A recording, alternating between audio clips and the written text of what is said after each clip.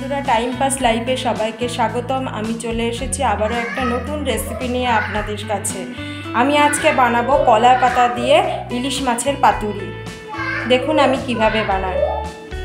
ইলিশ মাছের পাতুরির জন্য মাছগুলোকে আমি লবণ হলুদ মাখিয়ে নিয়েছি, আর এখানে নিয়ে নিয়েছি কলার পাতা। কলার পাতাতে একটু তেল মাখিয়ে নিয়েছি। এবার ইলিশ মাছগুলো দেবো। একটা ইলিশ মাছ দিয়ে দিয়েছি। এবার দিয়ে দেবো সর্ষে বাটা,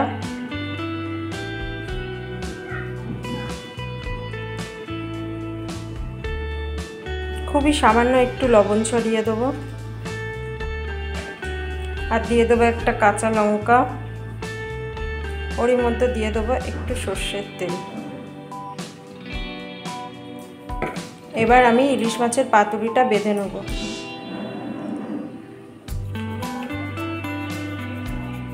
বন্ধুরা, আমি একটা তৈরি করে নিয়েছি। এরকম করে সবগুলো তৈরি করে নেব। দেখুন বন্ধুরা, এইভাবে বেঁধে নিতে হবে। আমি সবগুলো এইভাবে বেঁধে নেব। দেখুন আমার সব পাতুরিগুলো রেডি হয়ে গিয়েছে। এবার আমি এগুলো তেলের পরে ভেজে নেব। দেখুন বন্ধুরা, আমি পাতুরির জন্য কড়াইতে তেল দিয়ে দিয়েছি। এবার ছেড়ে দেবো পাতুরিগুলো। দেখুন বন্ধুরা, আমি পাতুরিগুলো দিয়ে দিয়েছি। দেখুন বন্ধুরা, আমার পাতুরিগুলো ভাজা হয়ে গেছে। এবার তুলে নেব। বন্ধুরা, আমার ইলিশের পাতুরি তৈরি হয়ে গিয়েছে। আমি নামিয়ে নিয়ে এসেছি এবং একটা খুলে আপনাদের দেখাচ্ছি কেমন সিদ্ধ হয়েছে। দেখুন খুব ভালো করে সিদ্ধ হয়ে গেছে মাছগুলো। দেখুন বন্ধুরা, কত সুন্দর লাগছে দেখতে কলা পাতার ভিতরে।